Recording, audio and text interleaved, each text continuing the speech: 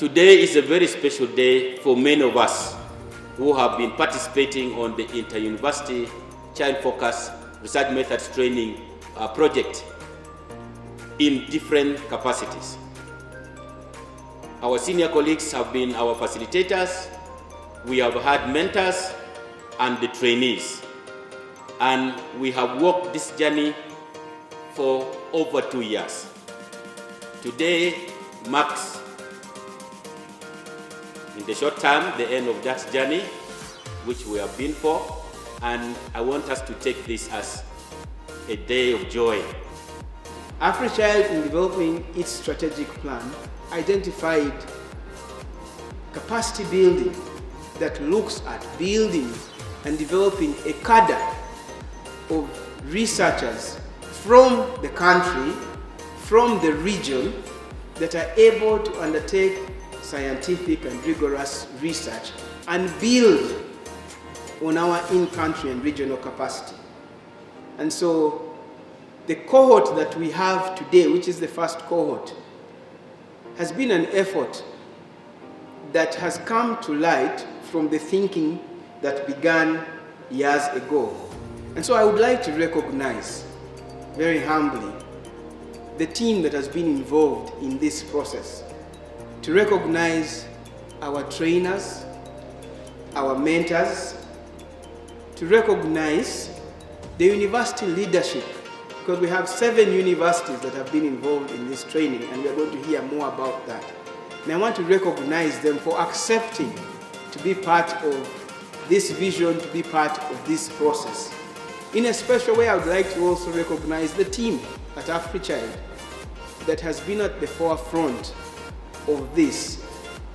Now, the theme of the 2-year or 3-year training has been mentioned as child-focused research.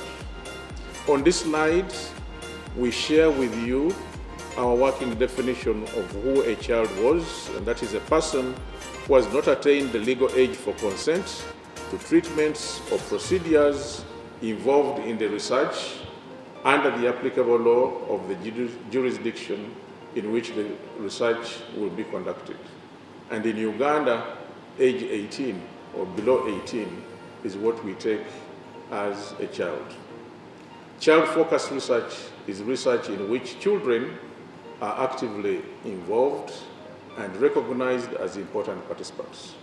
It is research with the children and not research on children or just by children.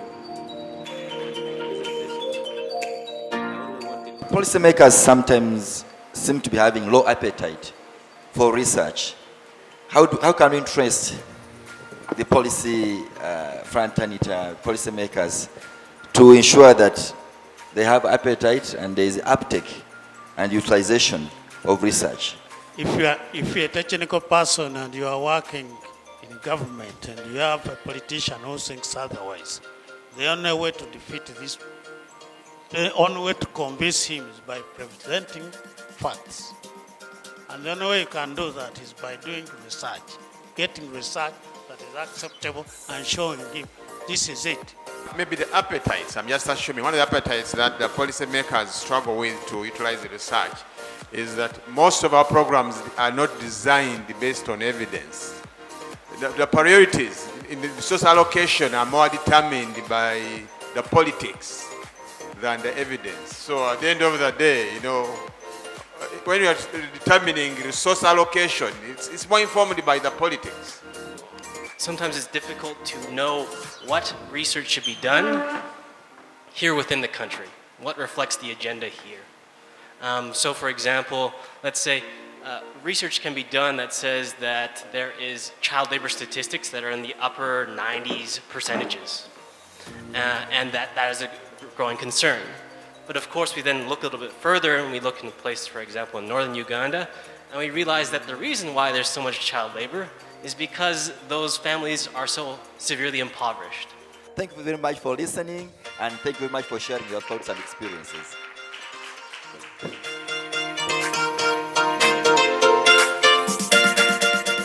So the research questions were, how do you know this mother or father is a good parent? or a bad parent or not a good parent. We didn't use bad parent for the sake of not labeling. So we say is not a good parent. Data shows that Busoga region has consistently demonstrated lower primary school retention. In fact,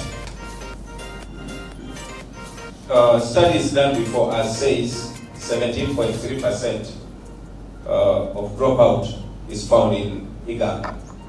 The age of the sample was based on a category of children where the intervention after the study was going to be conducted. Our study was rights-based approach to HIV/AIDS prevention and service utilization by adolescents in the Iganga district. Thank you very much, Samisi, for the presentation. I'm here to make brief remarks on behalf of the participating universities in this great and important project of researching with children. Research is an important aspect of our universities. It is expensive. It requires money. Our appeal to you and to government is that government should consider a competitive research framework for our researchers to be able to go out there and answer questions for us. Now, I return to the matter of researching with children. First, we should be mindful that the environment within which a child grows affects the manner of that growth and the long-term opportunities that child would have. That's wonderful presentation. Events such as these are defining moments to capitalize on our strengths and to rethink our strategies of development to improve children's well-being. Training researchers from 7 universities to advance the cause of children is not so easy, is not an easy feat, and we are grateful to the African child that has made this possible. The launch of these 7 child-focused studies is very timely, as Uganda is in the process of developing national children policy expected to replace the existing national policy on orphans and other vulnerable children in Uganda. The findings that have been disseminated today are critical in informing key interventions that will improve Ugandan children's lives.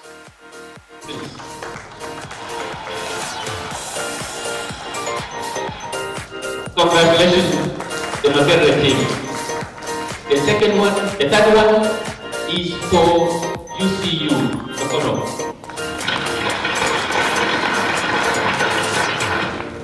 Yes. UCU, Okono. Oh, congratulations again. The fourth one is for Samisi Training Institute.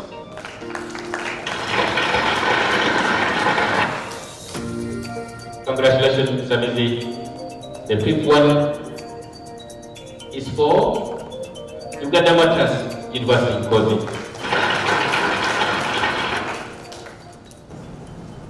Used to appreciate you for the good job you have done for us, but we shall all remain indebted to you for leading us so well during this training. We are quite grateful for you to accept to share your knowledge with us. Yes. Thank you so much, Professor, for the good job done.